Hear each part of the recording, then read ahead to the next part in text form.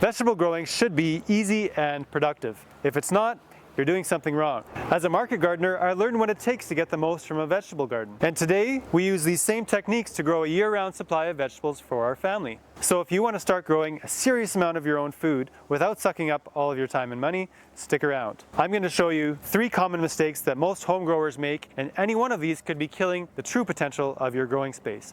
Let's get started. Mistake number 1 is failing to meet the basic needs of your plants. I know it's not exactly clear what you should be focusing on because the gardening world is overflowing with tips and tricks about spreading various substances on or around your plants to enhance their growth. But none of those substances were used here, or here, or here, because there are actually just 5 core variables you need to be concerned with in order to grow healthy, productive plants every time. They are water, space, temperature, soil, and light. I noticed that when I got these variables right, 90% of our growing problems disappeared.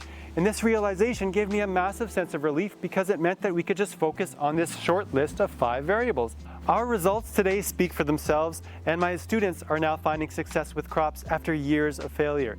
Duncan and Lee thought they could never grow corn, but after refocusing on the 5 core variables, they grew their first successful corn crop. Mistake number 2 is empty space. Your garden just can't be productive when it's empty.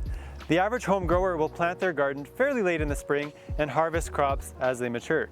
Should any space open up like this, they'll just leave that sitting empty until winter.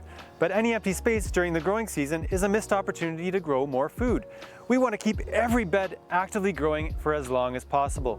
So today, we often plan to grow multiple crops in the same bed, even in our short growing season. For example, the 2 beds of garlic that were harvested here in midsummer left us with some empty space. The bed to my left was replanted with kale soon after, and the bed to my right is about to be planted to spinach, to help us grow more food on the same amount of space.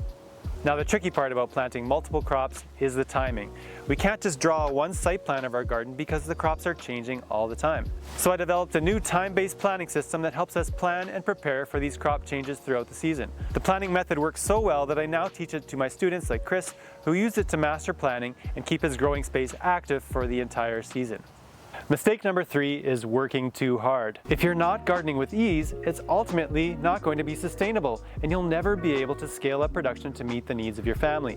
Now, I appreciate that the gardening world is filled with hard workers, and like many, I take pride in my ability to work hard. I even enjoy gardening, but I don't want to spend all of my time here. I basically just want my own carrot growing machine that's easy and always profitable. Today, we garden with ease by repeating these 4 practices.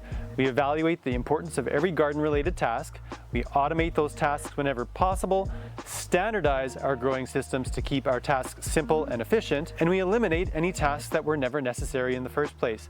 Today I owe much of my free time to these 4 practices, and they're also helping my students to reclaim their growing spaces and enjoy gardening again. Cynthia's garden used to devolve into an unproductive jungle every year, but today she grows her own food fully in control with a new sense of joy and satisfaction.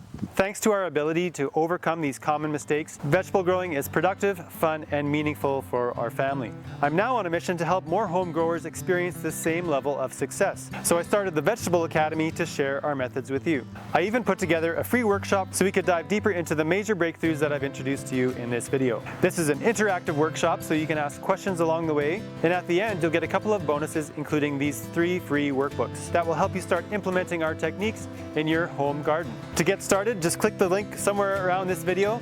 That will take you to a page that looks like this. You'll see my face there again, and you can click here to enter your name and email and start the workshop. That's it. I look forward to seeing you there. There's nothing left to do here but harvest some corn.